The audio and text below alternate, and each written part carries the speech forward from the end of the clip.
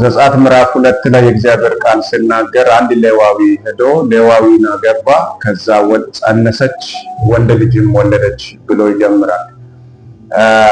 ይሄ ክፍል ስትመለከቱ ወንድ ልጅ እንዳይወለድ ሴቶች የሚጸልዩበት ጊዜ ሊሆን ይችላል። ምክንያቱም ምዕራፍ 1 ላይ ወንድ ከተወለደ ይገደል የሚል አዋጅ የወጣበት ጊዜ ነው እና ያ አዋጅ ባለበት ግን እግዚአብሔር ምን ሰጠ?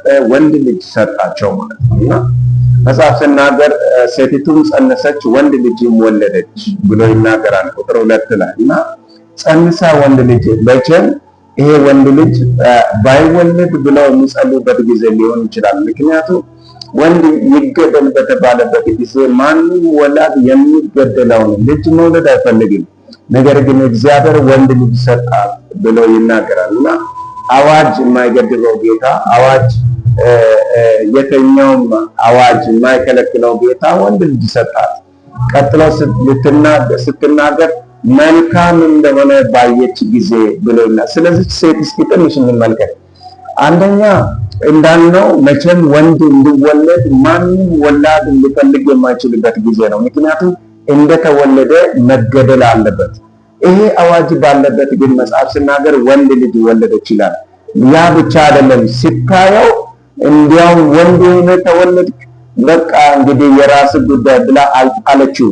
ነገር ግን ሲታየው መጽሐፍ ሲናገር መልካም እንደሆነ ባየች ጊዜ ብሎ ይናገራል። ብዙ ማንም ወላድ ልጅ ሲወልድ ጥቁርም ሆነ ቀይ ሆነ አጭር ሆነ ረጅም ሆነ ምንም አይነት ቢሆን ወላድ ልጅ ደስ ይላል ማንም።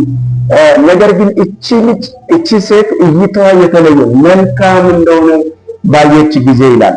ማንም ወላድ መልካም እንደሆነ ነው የሚያየው። መጽሐፍ ቅዱስ ግን ስለዚህ ሴት ሲናገር የተለየ እይታ እንደነበራት የሚያመለክት ነው። መልካም እንደሆነ ባየች ጊዜ ከዛ ቀጥሎ የሚቀጥሉ ጥረቶችን አደረገች ወገኖች። አንደኛ ምን አደረገች? መጽሐፍ ሲናገር 3 ወር ሸሸገችው ብሎ ይናገራል። ሉሲ የንጉሥ አዋጅ ባለበት ይገደል የሚል ባለበት ምናልባት ወንድ ልጅ ወልዶ ሳይገድል አቅፎ የተገኘ ቢገኝ ሌላ ቅጣት ሊከተል በሚችልበት ሁኔታ ግን ሸሸገችው ብሎ ይናገራልና ጥረቷን ያሳያል። አንደኛ እይቷን የመጀመሪያ ያሳያል። ወንድ ልጅ ሲወለድ መልካም እንደሆነ አየች። ቀጥሎ ደግሞ ምን ይላል? 3 ወር ሸሸገችው ይላል። ጥረቷን ትመለከታላችሁ። እግዚአብሔር የሰጣትን ነገር ለማሳደግ